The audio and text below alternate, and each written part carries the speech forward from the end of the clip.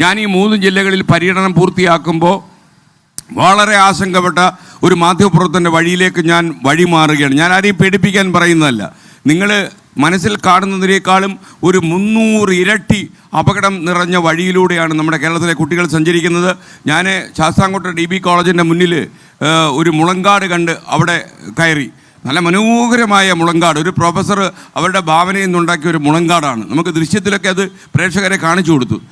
ഞാനതിൻ്റെ ഉള്ളിൽ കടന്ന് ഞാനതിൻ്റെ പ്രകൃതി സൗന്ദര്യമൊക്കെ ആസ്വദിച്ച് നടക്കുമ്പോൾ പിന്നിൽ നിന്നൊരാൾ പറഞ്ഞു, സാറേ വലിയ കഷ്ടമാണ്, ഈ മുളങ്കാട്ടിനകത്ത് രാവിലെ 9 മണിക്ക് ആളുകൾ വന്നു കഴിഞ്ഞാൽ അവർ MDMA ഒക്കെ ഉപയോഗിക്കുന്ന ഇവിടെ നിന്നാണ്, അതിൽ ആൺകുട്ടികളുമുണ്ട് പെൺകുട്ടികളും ഉണ്ടെന്ന് പറഞ്ഞു.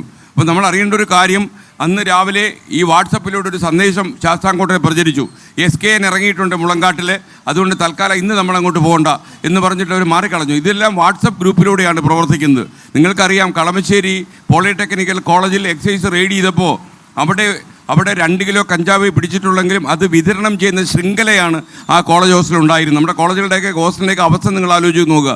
ഇപ്പോൾ കേരളത്തിലെ പോലീസ് സംവിധാനത്തോട് ഇതാരെങ്കിലും നമ്മുടെ യൂട്യൂബ് SKN 40 അടിച്ചാൽ നിങ്ങൾക്ക് ഈ ലൈവായിട്ട് പോകുന്ന യൂട്യൂബ് ചാനലിലൂടെ എൻ്റെ ഈ പ്രസംഗം കേൾക്കാൻ കഴിയും. അപ്പോൾ അത് പോലീസുകാരോട് എനിക്ക് പറയാനുള്ളത്, മുഖ്യമന്ത്രി ഒരു കാര്യം അസന്നിഗ്ധമായി എന്നോട് പറഞ്ഞു, ഒരു കക്ഷി രാഷ്ട്രീയക്കാരനും ഈ പോലീസിൻ്റെ പ്രവർത്തനങ്ങളിൽ ഇടപെടില്ല. ഇക്കാര്യത്തിൽ അവർക്ക് സർവ്വ സ്വാതന്ത്ര്യവും കൊടുത്തിരിക്കുകയാണ്. നമുക്ക് കരുത്തുറ്റ പോലീസ് സംവിധാനമാണ് ഉള്ളത് എന്ന് നിങ്ങൾക്കറിയാം.